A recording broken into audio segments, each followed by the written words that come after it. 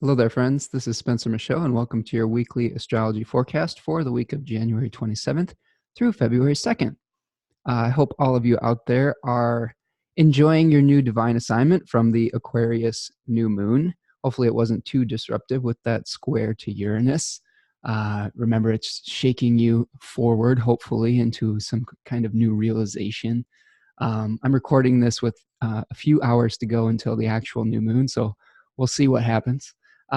This week ahead, we have Venus making a conjunction to Neptune. Mars will be squaring Neptune as well at 16 degrees of Sagittarius and Pisces on Tuesday. On Saturday, the 1st, we have a first quarter moon where the moon in Taurus is going to be squaring the sun in Aquarius. And then on Sunday, we will have a sextile between Venus in her exaltation and Pluto. A couple other things that are happening this week. Mercury is emerging from the beams, a condition where it is making its appearance after being invisible underneath the beams of the sun. So that is an important time to pay attention to some of the themes that emerge during that period of time. And we have a little antitia between Mars and Jupiter on Tuesday. So we'll see, it's kind of a secret conjunction between those two planets where there might be some things going on behind the scenes that are important in the Sagittarian and Capricorn ruled areas of your chart. So we'll take a look at that as well. New decans this week. The sun's going to be moving into the second decan of Aquarius, and we're going to look at the Six of Swords. Mercury will be moving into the third decan of Aquarius, where it has correspondence with the Seven of Swords. Venus will be moving into Pisces 3, associated with the 10 of Cups. And then Mars will be moving into the third decan of Sagittarius, where it is also represented by a 10, but this time of Wands, because Wands are associated with the fire signs. Okay, so let's dive right into it here. Hopefully things are going well after your weekend. The Venus Mars square should have perfected by the time you're watching this. Hopefully it hasn't been too dicey in your relationships, but we'll be kind of seeing what happens in the aftermath of all of that this week. And again, we've got this square between Mars and Neptune now, so some of those themes will be continued, but from a little bit of a different perspective, from a martial perspective rather than a Venusian one. Okay, essential dignities for the week. The sun is going to start off. Actually, I'm going to share my screen here because it's kind of neat. I have a new little system I'm thinking about for the beginning of the video here. I'm showing a bi-wheel here for those of you who are just listening in the audio of where the planets are when the week begins and where they will end up by the very end of the week. And of course, a week, as I am defining it, is going to be from very early Monday morning to very late on Sunday evening. So we're going to see the sun starting off in the first decan of Aquarius here at 6 degrees and moving through its exile. It is said to be at its weakest in the sign of Aquarius. It is a Saturn-ruled sign, remember? So the Lord of Darkness is providing for one of the lights, and that is a very uncomfortable position for the sun, making it more difficult to have a sense of identity, to command authority, sometimes it can be difficult to find a sense of purpose with the sun in exile. It's going to be moving through the terms of Mercury through 0 to 7 degrees, and then moving into the terms of Venus from 7 to 13 degrees. So you can see that we're going to be, as I've showed on my screen here, the sun is going to be moving from 6 to 13 degrees of Aquarius this week. And as it moves into 10 degrees Aquarius, it's going to be going into the second decan of Aquarius. And not much changes dignity-wise there. It is still in its exile. It's not going to gain any extra dignity by moving into the second decan, but we will discuss the card associated with it and some of the themes associated with Aquarius 2 as we move forward with our forecast. All right, Jupiter is going to be moving from 12 degrees of Capricorn to 14 degrees of Capricorn over the course of the week. It is still in its fall, or a position where it's at the bottom of the wheel of fortune, so to speak. It is in another planet that's in a place that is not necessarily its most comfortable spot. It's a debility. Both exile and fall are one of the debilities, where we say we have dignities like exaltation um, and domicile, are where there's resources available for that planet. So Jupiter not in its best shape. It is still on its own terms, from 7 to 14 degrees. But as we roll towards the end of the week, and remember, terms was where it was sort of setting the curriculum for itself, like a college professor setting the syllabus for what the planet needs to do to be successful, or the etiquette that is required of it. But it's going to be losing that bound rulership, or that term rulership, as it moves into 14 degrees at the end of the week. So Jupiter's getting, we've got one more week where Jupiter has a little bit of dignity, but it's going to be losing that as it moves into the end of the week. So maybe get some Jupiter stuff done while you still have a little bit of ability to set your own terms. Jupiter is being provided for right now by Saturn. And Saturn is very strong. Saturn is in the third decan of, of, of of Capricorn, and it is in its own domicile and in its own terms from 22 to 26 degrees. Saturn moves relatively slowly, so we'll only be seeing Saturn move from 24 Capricorn to 25 Capricorn, so about a little bit less than a degree this week. So yeah, Saturn's really strong. So the qualities of being able to come to terms with the longer term ramifications of our actions, of projects that require an overview, discipline, and doing the necessary work that may not be the most fun. Those things are really supported right now. The quality of entropy is very strong, where we are coming to terms with our lives as a whole, and with the passage of time and transitions from potentially one phase of life to another, and some of the things that we have to let go of to move forward in life. So those are the types of things that are really strong right now. Being able to let go. We saw this with the Saturn-Pluto conjunction, where Pluto was really supercharging that essential nature of Saturn. This was part of a much longer term cycle. So remember, if you haven't seen any big fireworks or big volcanic eruptions or whatnot, just remember it's part of a longer term cycle, and it's been going on for a while, and it's going to be unfolding as Saturn separates from Pluto for the next 3 degrees or so. And as we looked at Saturn moving about 1 degree each week, that this is going to be prevalent until basically the end of February. So we've got another few weeks for that Saturn-Pluto conjunction energy to really unfold in our lives. All right.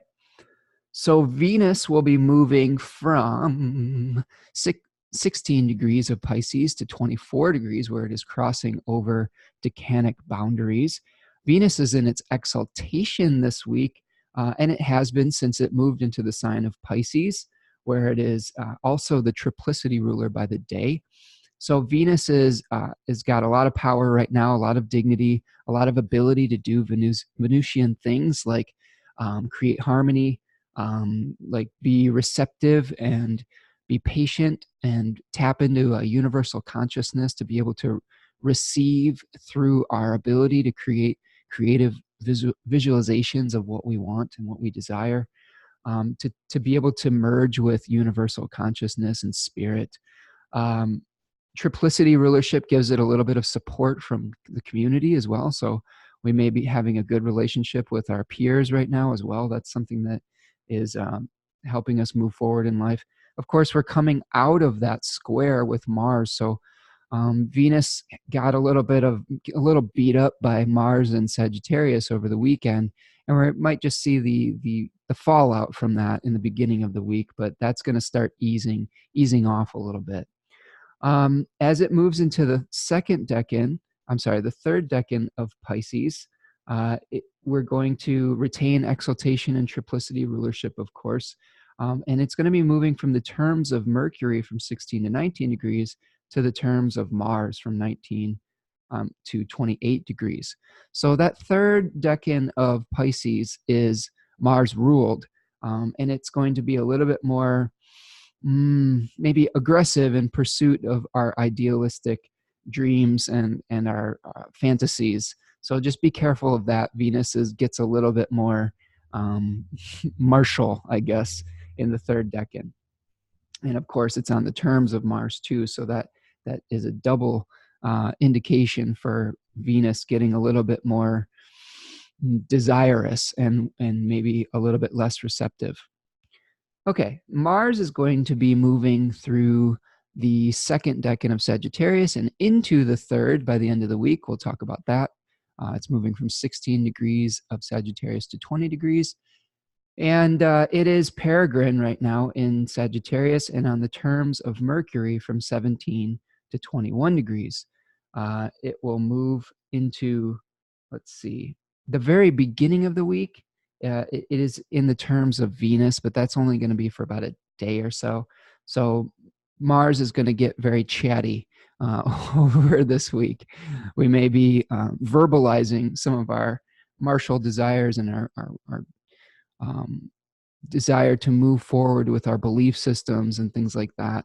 Mars is moving through the second decan of Sagittarius, where we're trying to unify the body and the spirit and use the body as a vehicle for our beliefs. And as we move into the third decan, we may be getting a little bit, there's a possibility of burnout. We'll talk about that as we get to the end of the week, but that's one of the things to watch out for right away, is driving ourselves a little bit too hard in pursuit of our material desires that come from a deep place of belief, but there are limitations that we face on the earthly plane, and that is we are reminded of that with the third decan of Sagittarius being ruled by Saturn, where we talk about our limits. So that may be something to explore. All right, the moon, Mercury. Mercury is going to be moving through Aquarius and the second and third decan of Aquarius this week. We'll talk about the third decan of Aquarius later on in the week. But it has triplicity rulership in the nighttime, so there's some communal support for mercurial things. And it is moving. The one thing to watch out for this week is that Mercury is going to be moving through the final degrees of a sign with it being on the terms of Mars and then on the terms of Saturn. So 20 to 25 degrees will be on the terms of Mars, and then 25 to 30, it'll be in the terms of Saturn. And this is true for most signs, that they will be, most planets, they will move through the bound lords, malefic bound lords at the end of a sign. So generally, when a planet is moving through the end of a sign, it's a little bit more rougher waters. It's a little bit rougher sailing. There are more things that could create divisiveness or possibly be presented as limitations to a particular planet. It's kind of it gets a tougher teacher as it moves through the end of the signs. So that's something to be aware of. All right, the moon is going to be waxing from our new moon that we had on Friday into a first quarter moon, which happens on Saturday the 1st. So we're going to be kind of seeing us moving through getting the new divine seed or the divine assignment, mobilizing resources during the crescent phase of this, and then potentially hitting a crisis point at the first quarter where we have to reconcile something potentially materially, first quarter being crises that are associated with trying to bring something into manifestation and all the problem solving that we need to marshal to resolve that conflict, whatever it is. The moon will be in Pisces at the beginning of the week, where it has cooperating rulership by triplicity, but other than that, no other dignity. It will be moving through Aries, where it is peregrine, and then it will be moving into its exaltation in Taurus, where it has triplicity rulership by the nighttime and face rulership in the second decan of Taurus. All right, so that's kind of neat. You can kind of see it all out in kind of the laid out from where the planets begin to where they end. And this is a little bit of an echo of some of the posters I've been using from the astrology podcast and how Chris Brennan lays it out. He has a poster where he has kind of a similar thing with retrograde cycles, but was thinking about this as I was looking at that poster, but also looking at like the ephemeris where it lists the position of all the planets. And it made it a lot easier for me to determine where a planet's going to start and where a planet's going to end by looking at this bi-wheel like this. And I thought I would kind of share that on my screen here so you can see, it gives a nice visual representation of how quickly the different planets or how slowly they may move too. You can see that the moon makes quite a bit of distance. It's one of the fastest traveling things in the sky, followed by, I would say Mercury here is moving quite a distance, then Venus, then Mars here, and then the sun. Okay, and then we've got these outer planets that move really slowly, like Jupiter, Saturn, and all the outers like Pluto, and who barely move at all over the course of the week. So something to kind of give you a visual reference of how those planets are moving and how fast or slow they are in their cycle. All right, well, let's go back to just one chart. Okay, and we'll start off on Monday, and I'm going to move forward to kind of when I like to look at the sun at the ascendant, the beginning of a day. So this is when roughly around 8 a.m. And the moon will be starting out in Pisces. And a couple aspects, lunar aspects we have for Monday, the 27th, is a sextile between the moon and Uranus at 2 degrees. So in our chart, it's already moved past that, but you can see that here with the moon in Pisces and Uranus in Taurus. So again, when the moon in a water sign is feeding an outer planet in an earth sign, it's kind of a fertile combination where we may be lending some sort of emotional energy to our desire to bring something into material manifestation, or our intuition may be useful for us finding innovative solutions. So I think this might be one of the manifestations of this sextile between the moon and Uranus, is maybe an intuition on how to bring about a solution to something that may be perplexing in our material world. At 8:13 p.m. at the end of the day, the moon will be sextiling Jupiter at 12 degrees, and you can see this kind of happening here from this other position. And there we have another water-earth combination that could be leading some benefit to our ability to try to create expansion. But also Saturn, of course, is providing for that.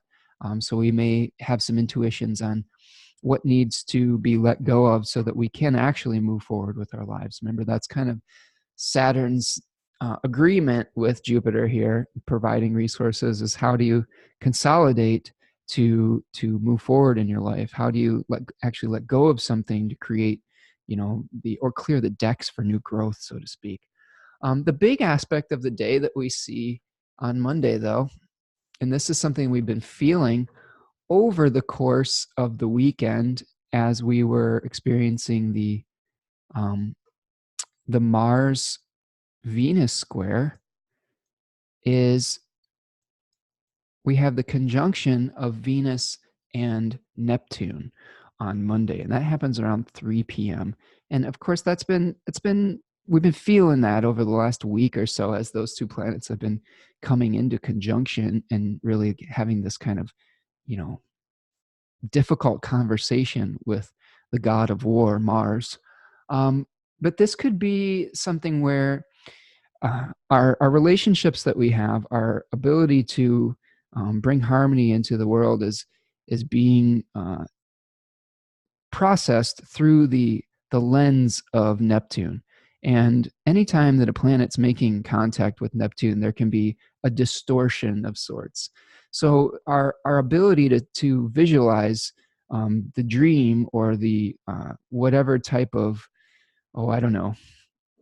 dream that we have, or illusion, or like vision that we have, is going to be potentially coming in contact with something that is not necessarily rooted in reality. It may have some spiritual roots, it may have some transcendent roots, but the danger that we have is that it's going to run headlong into something that may not be realistic to manifest.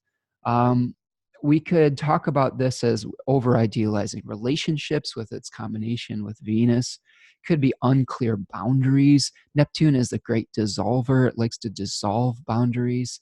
It could be some self-deception within relationships. It also could be a very mystical experience of love. Could be something like like a nun who is married to the divine or married to God, where you're having some sort of transcendent experience within your relationships. I think I mentioned in the last video that this Mars-Venus thing could be where you are impulsive about getting involved in a relationship because of your desire nature. It could be like a one-night stand or something where you're really idealizing and getting sucked into the illusion of some new romantic partner, where platonic and sexual feelings could be blurred. And this could be the wake up afterwards, right? And you may feel like, oh my goodness, I really didn't understand the reality of this before I got involved. So that could be what we could be experiencing. It also could just be like a mirage or something that we're attracted to, or feeling a lot of desire for escapism as well.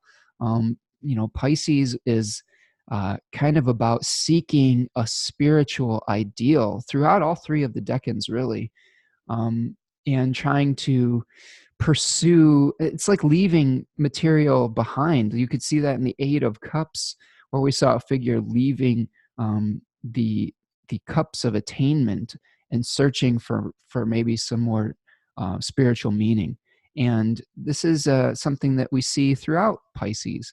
And with Venus there, we're desiring for more. And this also could be some feelings of disappointment, some disillusionment with our relationships, where we really had this kind of, this picture where we got involved with over putting something on a pedestal, so to speak. And then when the reality starts to come to the forefront, which it always does as we learn in this material reality, that could lead to some disappointment, because there's a gap between your spiritual reality and how it can manifest into form. Remember, according to Plato, those forms were flawed, right? They were maybe based on some idealized form, but when we're producing copies of those in this material reality, there's by necessity there's some kind of flaw associated with it. So that's something that we could be experiencing on Monday. All right, on Tuesday, let's go forward to Tuesday here.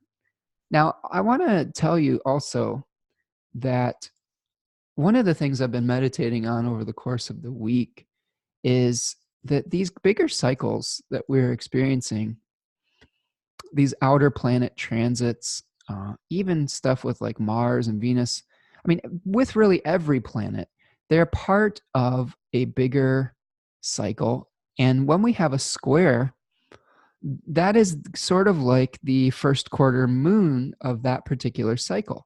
Every single pair of planets has a sort of synodic, I guess you could call it synodic. I'm not sure if that's particularly associated with the sun, but you can think of it as like every two planets have a seed that is planted at their conjunctions. So we have to look at this Mars Neptune or this Venus Neptune as being the first quarter square of that relationship. All right. And we can trace back some of these, the events of what's going on now, to where the seed was planted when these two planets came into conjunction. So one of the things that I would encourage you to do is that now we are having the seed planted for a new Venus-Neptune conjunction. So pay attention to what kind of romantic illusion is being presented to you, because eventually Venus will move into a square with Neptune when it moves into Gemini. And that's really coinciding with that Venus retrograde this year too, that's happening in June. So that's something to really pay attention to. And eventually Venus will make an opposition to Neptune from Virgo. Okay. And then there will be a last quarter square where Venus is in Sagittarius, right? So you see the cycle, the phases that it's going through. And I think it's just kind of important to kind of realize that whatever you're going through, if it's a square, think of it like a first quarter moon. And you can witness this over the course of a month. A lot of the times we get the seed impulse at the new moon, and then it takes some challenging effort to manifest it into the full moon phase, right? The full moon phase. We always have some kind of like, I don't remember if this is the correct version of the whichever way the moon is facing. I think it may be like that. And then we have another, oops. I'm really screwing this up on my screen, but this is the first quarter where the moon and the light is kind of like equal to the dark in the sky. Okay, I think it may look like that. And then we have the last quarter where the moon is releasing its light. Okay, and I think it may look like this. It could be opposite. I'll have to look that up. Okay, but that's true for these other cycles as well. So just pay attention to what seed may be planted in this Venus-Neptune conjunction cycle, because we're always within that, grander narrative of the planetary stories. All right. And I think that's really a great way to look at it, because a lot of times when we're going through these tougher aspects like oppositions and squares, if we know the seed of where those challenges started, it'll give us a lot greater perspective on dealing with figuring out what the actual solutions are and what we were actually trying to achieve at the beginning. And what could, like with this Venus-Neptune at the first square, when Venus goes retrograde, it could be really instructive to say, well, what illusion was I under when Venus and Neptune came together? What dream or ideal did I have that now is creating some sort of conflict? All right, so think about that as you go through the week. So on Tuesday here, let's go to Tuesday. We'll talk about the lunar aspects first. The moon is going to be making a square to Mars. So you can see this here between those two Jupiter-ruled signs of Sagittarius and Pisces. So echoing the Venus-Mars square, this is kind of the ripple effect and kind of lighting that up again. And we may be just, like I said, dealing with the fallout of any choices or conflicts that we had over the course of the week, last week. The moon will be conjoining Neptune at 4:33 a.m., very shortly after the square with Mars. So again, lighting up both of those planets and the combination of the romantic illusion coming into conflict with the martial willpower. And then the moon will be making a conjunction to Venus at 6:01 a.m.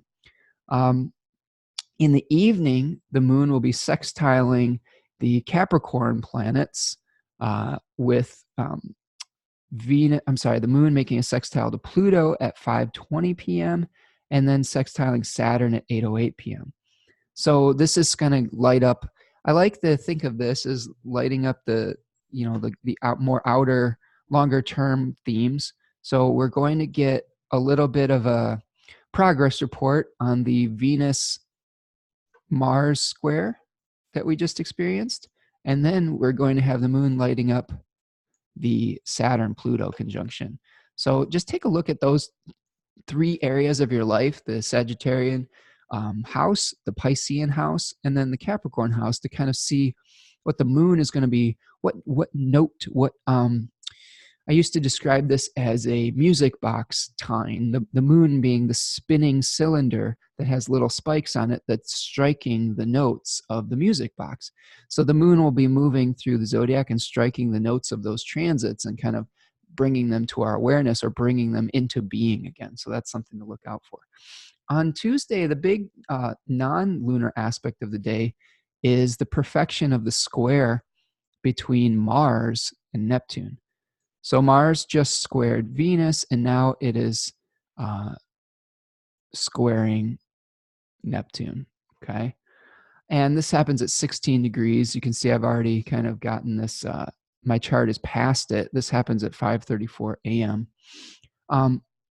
And I want to show you exactly I'm going to go through my chart here and kind of demonstrate that concept that I showed you before, that I was talking about before, because I want you to kind of do a little bit of reflecting and homework this week when you're reflecting on some of these. So the seed of this cycle, I'm going to go back to December of 2018. And you can see here that Mars and Neptune were in a conjunction with one another. And this was exact, and this isn't exact on my chart here, but I'm just going to paint in broad brushstrokes here. At the 7th of December is where those two planets came together, and the seed of whatever conflict we may be experiencing was planted. Okay. And I went back and looked through all my journals, and I had some stuff going on with my home and my some things where I rent. So there was some stuff going on with like my landlord and stuff, and the seeds of something that kind of came to a head at the around April of 2019. And now there's another kind of point in the cycle that's coming to a head with our lease is up for renewal. So we're kind of going through the negotiating part of that. And I can all see it reflected in the seed of what was planted there. And without going into too many specifics, just know that the whatever that you're experiencing this week had its root at the beginning of this cycle. And let's move the chart forward again too, because I want to show you the other dates. Okay, so you could see that on 12/7 we had the conjunction, and around April of 2019 we had the square. Okay, so this was exact on April 26, 4/26. There's the square. That is the first quarter square of that particular Mars-Neptune cycle, where you may feel there's just the general themes with Mars-Neptune could be a sense of futility, losing our willpower a little bit. It could be a lack of confidence. Remember, Neptune is a dissolving quality, and Mars is our ability to take action. So there may be some confusion on how to move forward and how to take action in your life. You may feel a sense of like, I don't know why I'm doing what I'm doing. There could be just a lot of details that are getting mashed up together that are very confusing.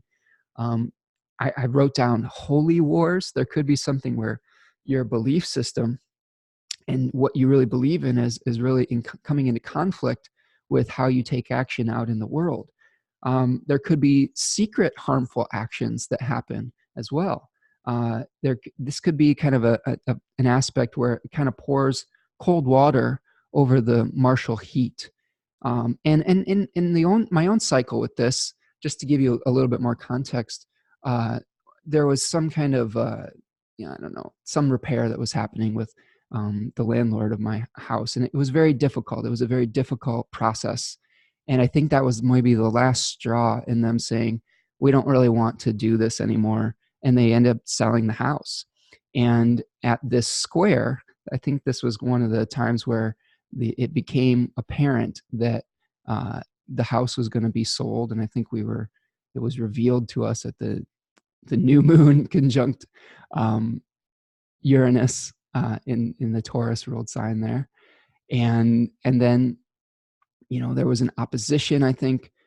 The opposition was at the 14th, 9/14, okay, between Pisces and Mars in Virgo. And then there's going to be that square, this last quarter square. And here we're signing, we're at the point where we're signing the next lease with the new people, right? So you could kind of see, I was tracing that because I was like, what was going on there? And there was just kind of a big thing going on with just something with a shared resource. And just to give you even more context, I'm a Leo ascendant. So the seed of this was in the 8th house of resources you share with somebody else. And that could be an apartment that is owned by somebody else. So that's very interesting to see how that has all played out.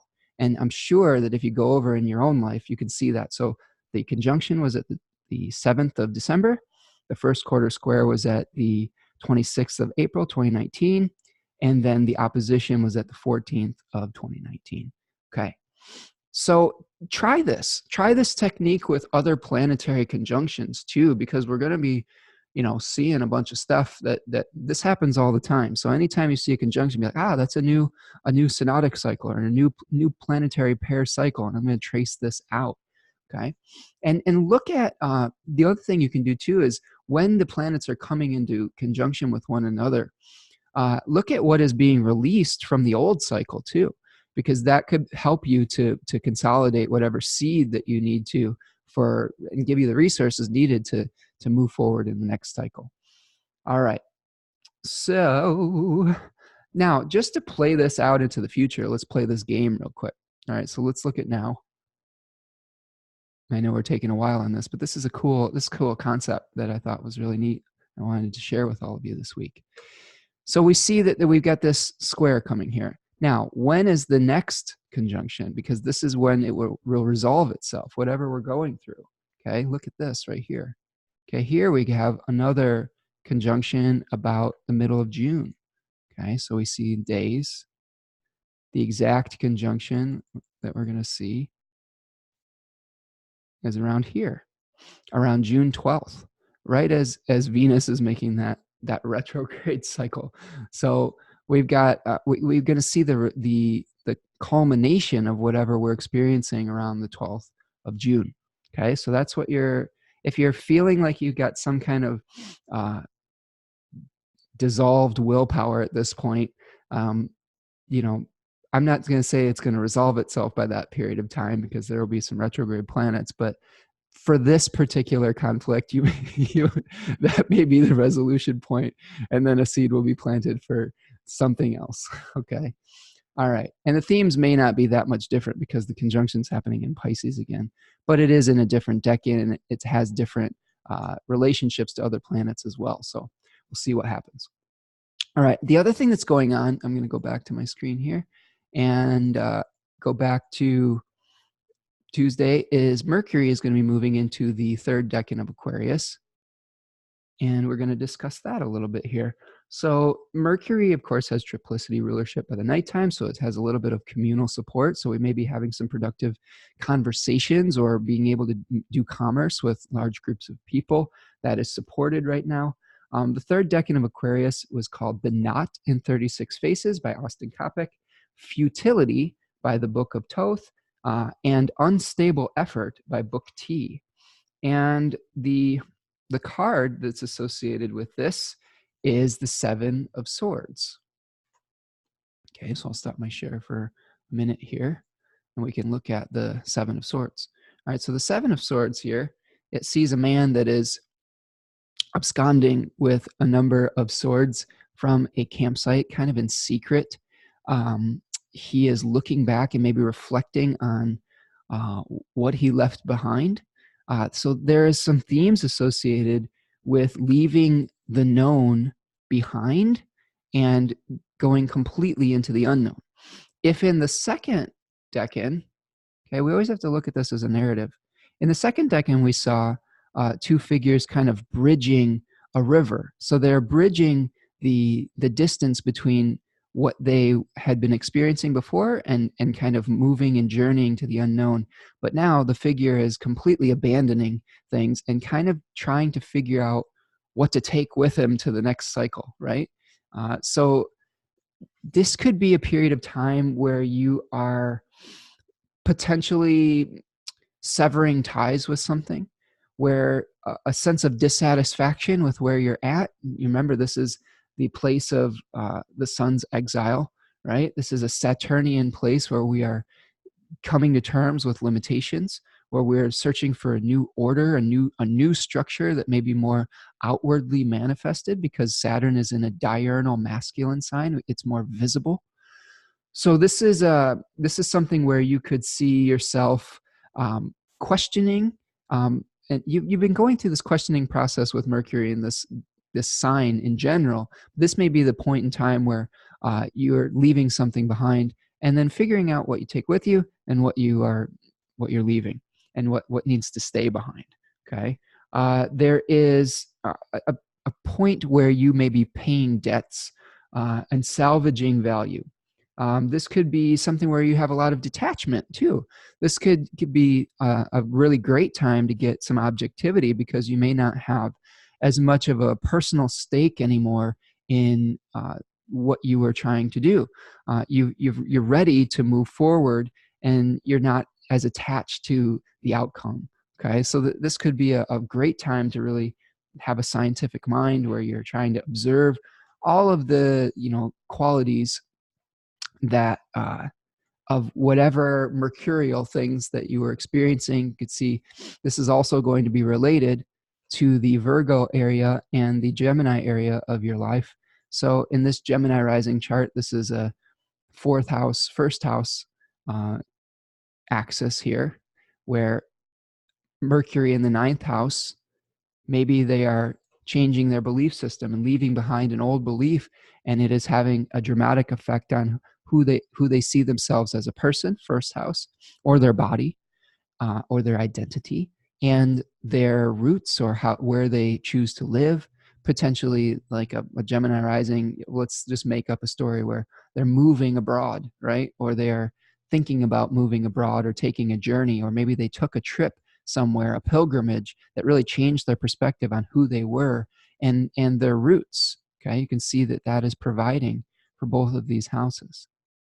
Okay, so that's something to keep an eye on. And I just do like to do one example for a specific chart, so you can do this with your own chart and your own rising sign. And for those of you who know how to do some astrology out there, this is a great way to get some practice. One other thing I want to mention that I've been learning from my teacher Achyuta Baba Das from Nightlight Astrology, and from folks like Robert Schmidt and Robert Hand and those Project Hindsight cats, was and the ancient authors, I guess, not just those people, they're drawing from those ancient source texts, is that the planets, when they're moving around the zodiac, all these transits are well and good, but they are activating whatever natal promise you have in your own chart. And that's important to remember. If Mercury, let's say Mercury is hanging out on your Venus, and you're like, ooh, this may be something that's, bringing some, I don't know, some communication to relationship matters. If Venus is in really bad shape, that could be activating some of the more difficult things that you are already experiencing in your life. Same thing with benefics and malefics, transiting your personal planets. Let's say you have Mars, or I'm sorry, let's do a benefic one. Let's say a Venus conjoining your natal sun, and you're like, ooh, that could be bringing me some goodies. Well, if your natal sun is in Aquarius or Libra, and it's in its fall or in its exile, squaring Pluto, that may activate through relationships, Venus, some of the limits and boundaries that you experience, and perhaps the feelings of being ostracized with the sun in its exaltation. I'm sorry, in its exile or in its fall, squaring that Saturn. So be aware of that. And this is something that Robert Schmidt really hammers home, is that those transits are only able to activate the natal promise in the chart. Okay, so the snapshot of the sky when you were born is the potential of the chart. Now you can move through that gracefully, and you can maybe make some choices within that scope that may either be more or less painful, or more or less beneficial. But generally, ancient authors was like, this was the container of your life, and you're working within these challenges. Now, that doesn't mean that you can't learn stuff from it, and that you can't benefit on a spiritual level, even if you have something that looks materially bad on the surface. That's when we really have to double down on, we are not our chart. We are the center. We are the spirit that is experiencing the chart, right? And this is all just cycling around over and over and over again, hopefully helping us to learn through the ups and the downs. Okay, so remember that when you go through your chart. This is something that I talk about with clients too, is, even if you have an awesome benefic transit, or a challenging one, it's just activating the themes that you've had going on in your life since you were a small child, a baby even. Okay, and this is a great way to get to know yourself through these transits, right? Sometimes you get to know yourself through a little bit of a harmonization of some of the more difficult things. And sometimes you get to know yourself through a little bit more difficult transits of even good things in your life. Sometimes there's things where we are experiencing a little bit of hardship in something that's normally good in our life. So it can work both ways. On Tuesday, the other thing that we're seeing in the sky here is what's called an antitia between Jupiter and Mars, okay? So an antitia is an interesting concept, and I don't want to spend too much time on this because I've already spent a lot of time on the synodic cycle, but the basic gist of it is that we have 2 points in the sky, 2 solstice points, the winter solstice, which happens here, and the summer solstice, which happens here. Okay, at the winter solstice happens as the sun is ingressing into Capricorn, and the summer solstice as the sun is ingressing into Cancer. And there is an equal amount of daylight on, or there are points where there are equal amount of daylight on either side of the solstices. And you can find this by adding up the number of degrees. So let's say in Gemini and Cancer, and they have to add up to 30. So like 5 degrees Gemini would equal the same amount of light as 25 Cancer, right? Same thing here. We have 12 degrees Capricorn, same amount of light as roughly 18 degrees Sagittarius. So you can see that this fans out too. There's antitias for, Aquarius and Scorpio, Libra and Pisces. And then on the other side, you've got Taurus and Leo, and then Aries and Virgo. Does that make sense? Okay. And these are thought of by ancient authors as secret conjunctions. So we're seeing this secret relationship between between Jupiter and Mars this week. And you can see that Mars is in Jupiter's sign. So there is this kind of, Mars is the one that is being provided for by Jupiter in Capricorn, where it's in its fall, and Jupiter is being provided for by Saturn. So wherever this martial conflict that we are seeing between Neptune and, of course, with Venus has its root in the Capricorn ruled area of your chart here. And this is where some of these things are being provided for, because Jupiter is providing both for the planets in Pisces and the planets in Sagittarius, because it rules both Pisces and Sagittarius in the traditional system. So really look to that Capricorn house for where the seed of this potential conflict is coming from. Okay, so that's your divine assignment for this week. And that could be something where there may be a little bit Jupiter Mars conjunctions can speak to being overly aggressive, self-aggrandizement, being a little bit arrogant. So there may be some roots with that. Try not to get too bent out of shape about your belief systems with this antitia, even if it's behind the scenes. This could be where you're like feeling affronted and feeling disrespected, but you're kind of keeping it to yourself, and that's breeding the seeds of discontent. So just be careful with that this week. All right, let's move forward on to Wednesday. Wednesday the 29th. Okay, Wednesday the 29th. There are no exact aspects. The moon is moving through a crescent phase and moves from the sign of Pisces into the sign of Aries, where we might start to feel just some of the moon squares between Aries and the planets in Capricorn. Okay, Saturn and Pluto and Jupiter. So there may be just, and the moon has a much wider orb. I believe its orb is like 12 or 13 degrees of application. So we'll start feeling lunar things sooner than we would other planets coming into contact with planets via aspect. So we may feel a little bit of the tension starting to rise on Wednesday, even though there's no exact aspects. And then some of those things are going to come to a head Thursday and Friday. And this may be in the Aries ruled area of your chart and the Capricorn ruled area of your chart. All right, so let's move forward to Thursday. On Thursday, the 30th, moon will still be in Aries, crescent phase. Lunar aspects for the day, the moon will be making a sextile to the sun at 2:49 a.m. at 9 degrees of Aries and Aquarius.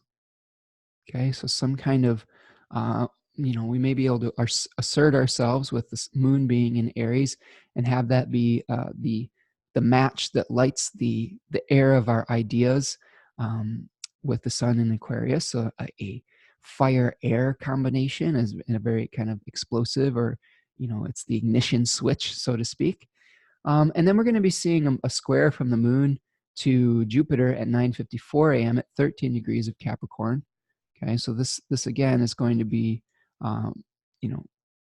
potential dicey situation where we're trying to expand and we're feeling very willful about it.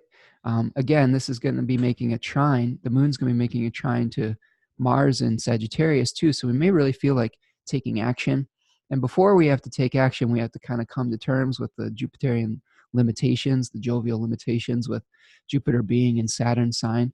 And once we work out the conflict, we may be kind of full steam ahead as the moon hits Mars. So if there's any kind of negotiation that you have to make, it may start to lighten up a little bit as the moon moves past the square with Jupiter and into the trine with Mars.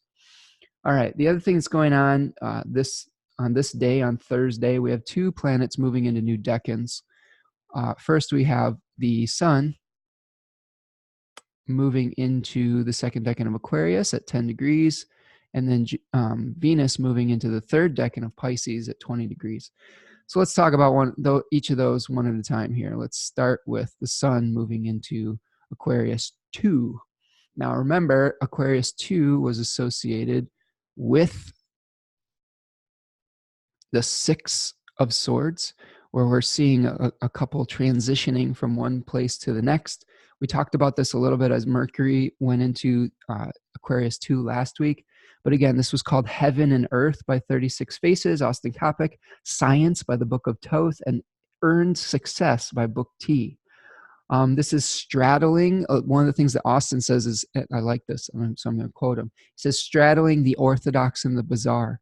It's like we've got all these new innovative ideas, but we're not completely willing to leave the security of the old way of doing things yet. So we're trying to figure out how to transition into the new ability to manifest something in the new way. And that can be a little challenging at first. We're bridging realms. This is a Mercury-ruled face, and Mercury is able to hold dualities. Last week I talked about Mercury being able to be both the exaltation and the domicile ruler of Virgo, and it's because it was able to hold both types of oppositions, the ones that were of the nature of the sun and the ones that were of the nature of the moon. And if you want more information on that, go back to last week's video.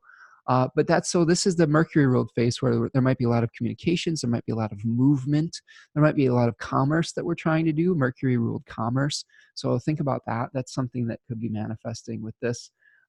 This is interesting too. One of the things that I liked, and as I was doing my research, was Austin was talking about the difficulty that the sun has in Aquarius, because we may be trying to figure out a new identity because we're trying to innovate. We're trying to hover over our lives and see how our solar identity fits into the collective.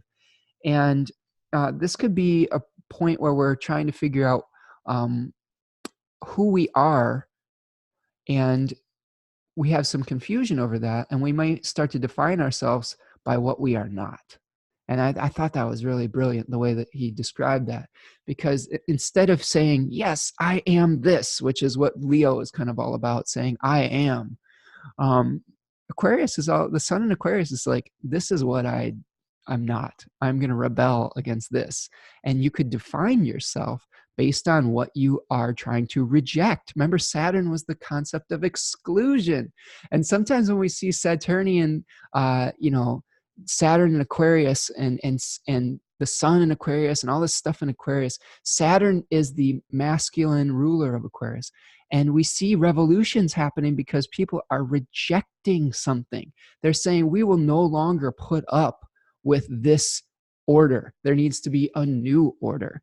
And we may see this in the collective where people are saying, this is messed up. We're not going to put up with this anymore. We're not going to be defined by this old system. This needs to decay and to crumble and to move forward into something new. So we may really see that with, and you could see this with the news too, with all the stuff's going on in the news. We've got lots of potential abuses of power and old systems. The other thing I wanted to point out too, as far as just current events, as I was reading the news yesterday and today, was the Trump administration rolling back decade-long regulations for our water systems, and Pisces and Neptune being associated with poisons. Okay, Neptune in particular being associated with toxicity, and Mars coming into a square with Neptune. And over the course of this last week, and then basically the Trump administration deregulating all of the way that we can, farmers or mostly corporations can dump pollutants into the water systems. I thought that was a really interesting manifestation of Mars squared Neptune, and that may be something where as a collective we say, wait a second, this is not what we want. We're going to define ourselves based on rejecting that practice. And I hope that that's what comes to fore, because everybody deserves clean water, and everybody as a community deserves to be able to have the water should be a basic human right? This is kind of what Saturn is asking, is how do we rise above the collective and rise above the society and see how do we create order? And if only a few benefit from this, like the few maybe wealthiest people benefit from these deregulations, that's something worth rebelling against. And I think that we're going to see something like that start to play out. And I almost guarantee, and I didn't have the time to go do all the research for this because this thought just kind of came to me, but I almost guarantee if you go back to those dates that I mentioned with the Mars Neptune square, that we may see some of the seeds in the news of this being planted for water deregulation. So hopefully there's some movement with that, because I don't know, as a person who really enjoys the beautiful natural resources that we have in America in particular, and all over the world, it's very demoralizing, and it's very saddening to see this kind of thing happening. And hopefully it doesn't make a lot of people sick. The other thing with that is we're seeing in the news is these illnesses over in China that are happening as well. So again, associated with toxicity. All right. So little Aquarian rebellious soapbox over. I don't know. I don't even know if it's a soapbox anymore. These are just basic human rights, aren't they? I mean, who really is in favor of this kind of thing? Who's really in favor of drinking poisoned water? I mean, only people that are living not for tomorrow. People who are just saying, you know what, I'm going to get mine while I can and screw the future. And that's no way to live. And as a collective, we should, I think, protect some of these resources for the generations to come. That if you want to talk about karma, you want to talk about the actions that we're taking now, creating future karma. If you believe in reincarnation and whatnot, it's not like you're going to get away with it. If you're on the other side of the fence of this, if you are on the quote unquote, I don't know, the oppressor side, potentially in the next life, maybe you're born into that complete poverty where you're going to have to drink out of a infested cesspool. Actually, I hope that's what happens if that's what you're doing. If you're the ones that are the proponents of this. Sorry to be so aggro about it, but it's just not fair. And, hopefully we see something as a collective rising up to reject that in particular. So anyway, let's talk about Venus. Let's talk about Venus. Yeah. Moving into the third decan, where it has exaltation and is in the face of Mars. Let's talk about Venus. Okay. Venus in the third decan of Pisces. So it's moving away from its conjunction with Neptune. All right, let me show you the card here. We've got the 10 of Cups, where we see two figures who are in this very idealized setting. And idealism is something that's very prevalent in this particular card. We've got the happy family. This was called, this decan was called perfected success in the book of Thoth. Austin Coppock calls it a cup of blood due to the willingness to make sacrifices for what we believe in. This is a Mars ruled decan. So this is where you're kind of willing to go all the way in search of your ideals. And that is one of the beauty of this decan. That is one of the beautiful things. And it's also one of the dangers of this decan is martyrdom. This decan was associated with becoming the martyr. So be careful not to become a martyr, particularly in your relationships with Venus being there. It also is housing the degree of Venus's exaltation. So 27 degrees Pisces is where Venus has its exaltation is at its very strongest. It's most honored. So sometimes there may be honors for the sacrifice that we make to create harmony within the world. But this is also where we may have the quality of hope may be at its greatest. There could also be misplaced hope. There may be hope in things that are not necessarily able to be manifested on the physical realm. This is where we're so in touch with our spiritual selves that we may not be realistic about how to manifest it. So that's the other thing to keep in mind. But we could also see some happy endings, so to speak, maybe in the Pisces ruled area of our life, where we see the completion of something. This was said to be one of the endings of the zodiacal cycle. Now it's a circle, so it keeps on being reborn, but this is kind of the end of winter moving into the spring solstice, where there's new birth and new growth on the earth. So we've got the merging, the melting of all the metaphorical ice and the merging of water and the earth to create a new fertility. So that may be something we see with Venus moving into this particular decan at 5 a.m. on Thursday the 30th. So we may have a rebellious spirit that is rejecting something, but is also potentially connecting with a more spiritual ideal. And maybe that spiritual ideal is that everybody deserves clean water, right? And I don't think that that's necessarily too much to ask, but with the current state of the world, we got a long ways to go to make that a reality. All right, let's look at the weekend. Friday, the 31st.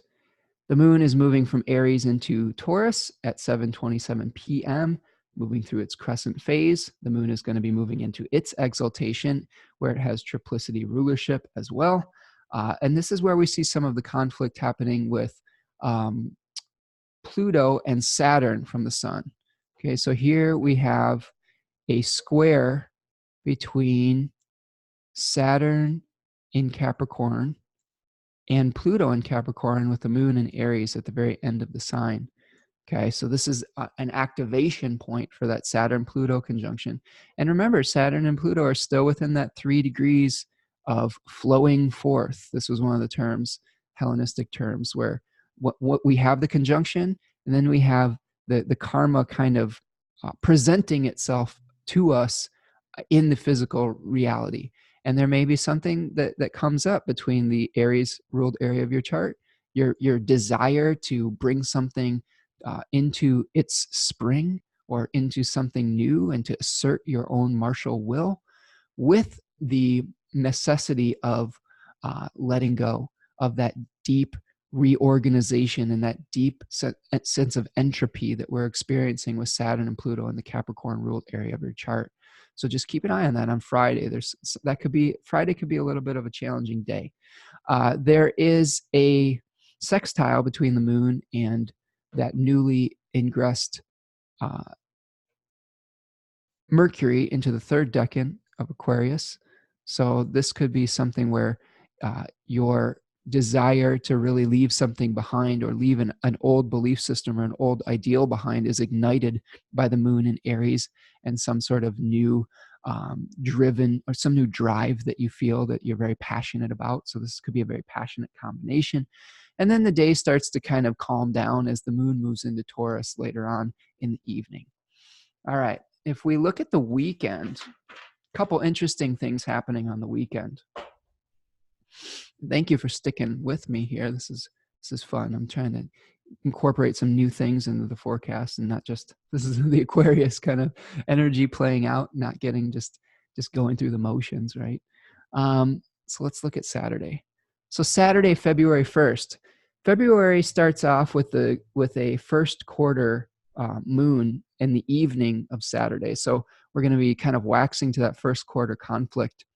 Okay. And the moon is going to make a conjunction as it first moves into Taurus with Uranus. So there may be some kind of unexpected thing that is triggering this ongoing square between the sun and Uranus and Mercury and Uranus. So there may be some really, like, something that you're rejecting when it comes to your resources, maybe causing some sort of conflict.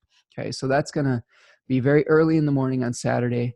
Then the moon will be making its square to the sun, which is, of course, called the first quarter moon, at 8:41 p.m. And then the moon will be making a trine to Jupiter in Capricorn at 11:11 p.m. 11:11, make a wish, right? It's like the open portal in New Age circles, I guess, which is kind of cool. I mean, it does look like an open channel on some level. Two other things happening that I wanted to talk about on Saturday. The first thing is that Mercury is going to be making its appearance as an evening star emerging from under the beams. Now, why is it called the evening star? Well, I'm going to show you this real quick just so you can kind of get the idea. Generally, this means that Mercury is separating 15 degrees away from the sun. Okay, so here we can see that now this may not be the exact 15 degrees. I believe this, I don't know exactly what time this happens. This happens roughly about 5 p.m. on Saturday evening. I'm showing you this chart of the morning. Actually, I'm going to show you the chart of the evening. That makes more sense than this one. Okay, let's put the sun on the descendant. This is where the sun is setting. Oh, there, that's perfect. That's perfect. Because now we can see that there is a perfect, at 5:30 or so, there's a perfect 15 degrees of separation between the sun and Mercury. And this is the first time in a few weeks here that we're able to see Mercury in the night sky as the sun sets, because it emerges from the beams. The sun sends its beams in 15 degrees of each direction and blinds out anything that is near it in the zodiac. And now Mercury will be visible again. It'll be out of that weakened condition of being under the sun's beams. And this was said to be a condition of phasis, or an omen that is speaking especially loud. Okay, so this may be something where in the Aquarian ruled area of your chart, there is some sort of omen that you should pay very close attention to. If you have any planets near 27 degrees of fixed signs, this could be triggering those planets as well. And this is going to be, there's still a sextile between Mars there. So that may be a player in the conversation. Saturn's going to be providing resources for this. So that's also a player in the conversation. And the moon is going to be squaring this eventually too. So all of these houses are in the narrative of this omen that is speaking.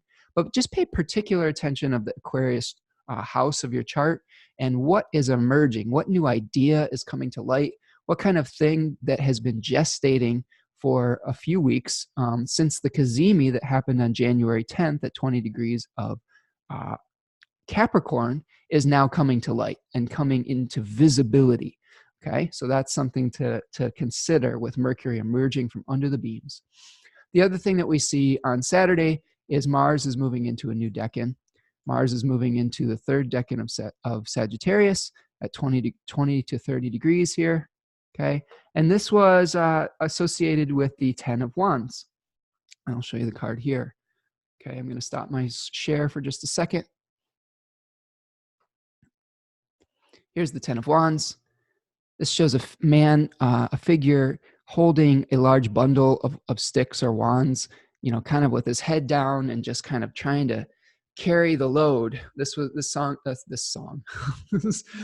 celestial song was called Oppression, you know, like, sorry, get a little punchy here at the last little balsamic phase of this moon here.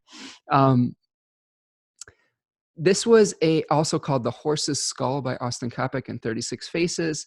And this is where, you know, we had the merging of the body and the spirit in the second decan. And now we're riding that vehicle, that chariot, that horse's body to exhaustion. And this is a Saturn ruled decan. So this is when we have a planet in the face of another planet, it takes on the appearance of that planet, the mask of that planet. So Mars is going to be taking on the mask of Saturn. So it's one malefic taking on the appearance of another, where that could be difficult. That could be where we have Mars kind of, our willpower comes face to face with our limitations, right? Our ability to move forward and to keep marshaling our energy is we are really digging in and trying to drive towards completion. I like the phrase barn eager with this. Barn eager is where you're on a long journey and you finally get that little push of energy towards the end. Horses were said to get barn eager when they recognize their surroundings after a long journey and they got a little pep in their step to make it back home. And you may be feeling that with the Sagittarian area of your chart with Mars there. You just have to be careful that you don't overdo it. This is a very easy aspect, or this is a very easy position in the zodiac for getting burnt out. So just pay attention to your energy levels. This is a trial of endurance, right? With Mars being in a Saturn ruled face there, of your willpower, the triumph of spirit over matter. It could be that your spirit coming at the expense of the body. So just be like I said, be cautious about how you're marshaling your energy and your resources. You may have to be a little bit, you may have to pace yourself a little bit as Mars moves through that last decan. I remember when the sun was moving through this, or I don't know if it was the sun or Mercury. I think it was Mercury. I think when Mercury was moving through this last decan, my daughter had like final exams and she was like having to like just pull all-nighters to get, you know, to study and write all these papers and stuff like that. So that's the kind of energy where you're just like, you just have to get it done due to necessity, right? So just something to be aware of it with Mars moving into that third decan. On Sunday the 2nd, let's just get through the rest of our day here. Sunday the 2nd. Moon will still be in Taurus in the first quarter phase. It's going to be making a sextile to Neptune. So again, now we have Earth bringing some sort of maybe some stability to that, or something into manifestation that is related to that Venus-Neptune aspect that we were experiencing. So this could be where we see something coming into form after we had the idealized seed. So you might want to keep your eye out for something manifesting physically that is reflective of that Venus-Neptune conjunction. That's at 5:29 a.m. Then we have a series of sextiles and trines where the moon is going to be trining Pluto, and then sextiling Venus, and then trining Saturn. So this is a very water and earth type of day. So Sunday may be where we're starting to see some of the fruits of our labors, where we may be actually taking physical action or potentially dealing with the physical ramifications of our dream that is associated with Venus and Neptune here in Pisces.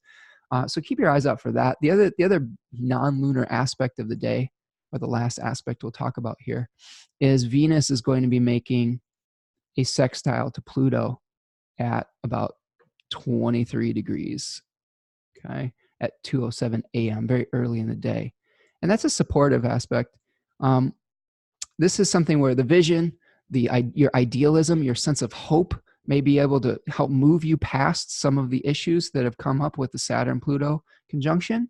You may actually get some assistance from a woman in your life, or some female type of uh, energy. Venus being the natural significator of women. And sometimes when we see a positive aspect between planets and Venus, you get some help from some sort of maternal figure in your life, or some sort of feminine figure in your life. So be on the lookout for that too. That could be a manifestation of this. Venus, Pluto talks about, Ren Butler in his book, his really great book, The Archetypal Universe, talks about deep, intense passion. And with Venus moving through the third decan of Pisces, we could be sacrificing our ideals. And that is meeting the third decan of Capricorn, where it meets the underbelly of power. Remember, the third decan of Capricorn was about solar Saturn power, because it's the solar ruled face. And we were talking about administering our authority. So there could be some kind of idealism about how we are administering our reality and being our own authority figure. This also could talk a little bit about some jealousy or possessiveness, regeneration in love. This could be a very cathartic moment, okay, with Venus, Pluto bringing up things from the depths to be dealt with in a hopefully maybe harmonizing it a little bit. There could be control issues within relationships. You can think of this as Aphrodite visiting the underworld, or Persephone visiting the underworld, or visiting Hades. If you're not familiar with that story, Persephone had to spend half the year, or she was tricked basically into spending half the year with Hades in the underworld. So this may be one of Persephone's journeys to the underworld, where she's spending time with Hades. Okay. So just be careful of that. It is a sextile, so this is more of a harmonious aspect between these two. But again, if you're wanting to trace back some of these cycles, I want you to go back and look at when Venus made its conjunction with Pluto. Okay, so look at this here. And you can get kind of a little bit of an insight. There we go, right around here, right around December 12th. This is where the start of something happened, of that Venus-Pluto cycle that is now coming to a supportive sextile. And eventually we'll come to a square, the Venus-Pluto square in Aries. Okay, boom. All right, so start tracking that. All right. Okay, I think that's what I've got for this particular week. Looking ahead, Venus will be, we're going to have a number of planets losing some dignity. Mercury is going to be moving into both its fall and its exile in Pisces. So clear up all the mercurial details this week while Mercury is while you're still able to think clearly, because it'll be much more difficult the week after. Venus will be sextiling Saturn. Mercury will be making a positive sextile with Uranus.